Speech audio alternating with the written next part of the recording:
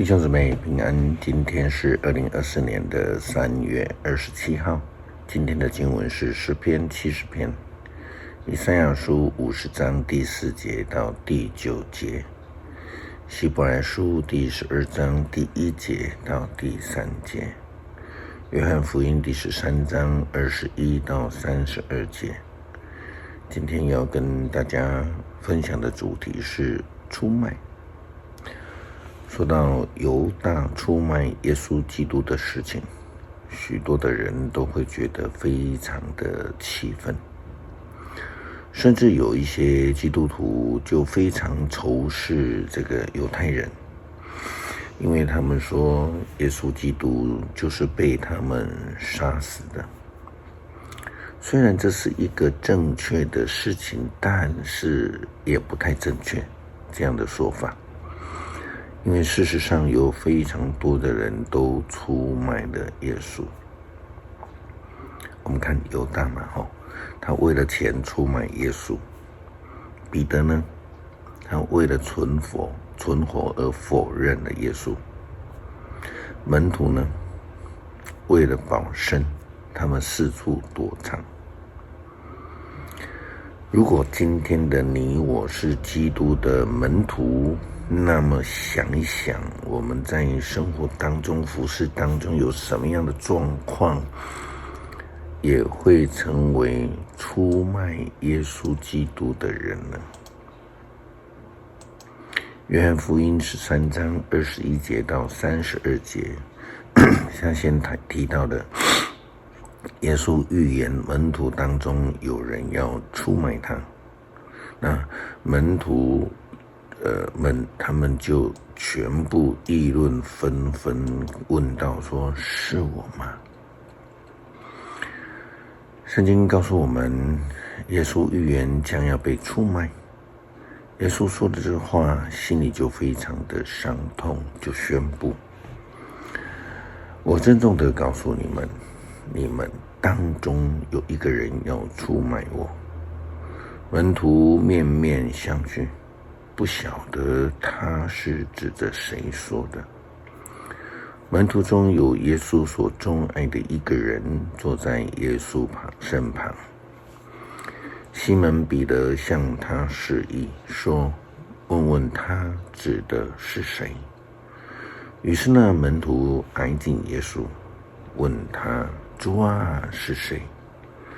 耶稣回答：“我交了一块饼给谁，谁就是了。”说了这话，他就拿一块饼交了一交，递给加略人西门的儿子犹大。犹大一接过饼，撒旦就附着他。耶稣对他说：“你要做的，快去做吧。”在座的人都不明白耶稣对他说这话的意思，因为犹大是管钱的。有的门徒以为耶稣吩咐他去买过节要用的东西，或是要他带点东西去分给穷人。犹大吃了那块饼，立刻出去。那时候正是黑夜。新的命令。犹大出去以后，耶稣就说：“现在人子已经得到了荣耀了，上帝的荣耀也在人子身上显明了。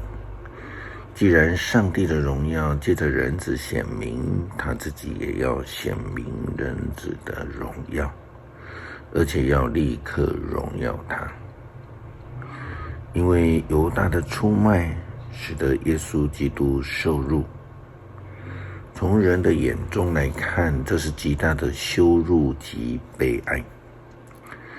但是就如同以赛亚先知所说的，因为上帝的帮助，他反而不会受到凌辱，因为上帝要高升他。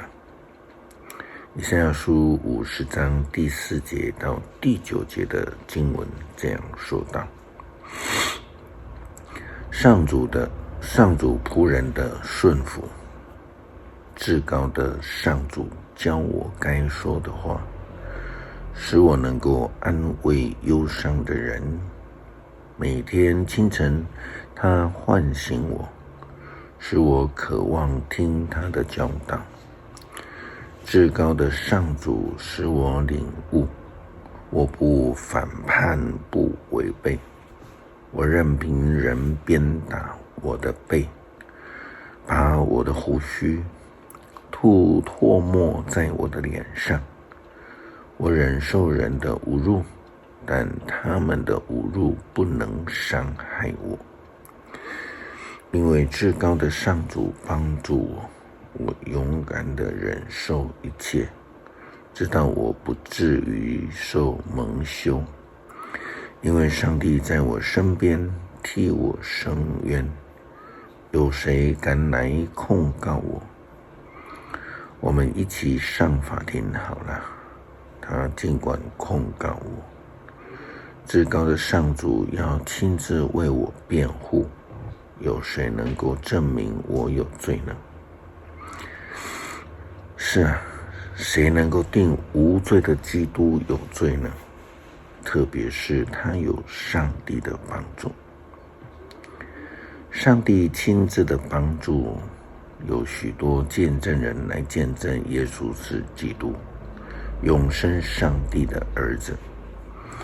我们只要将我们的眼睛定睛在耶稣基督，定睛在上帝，就不会失望。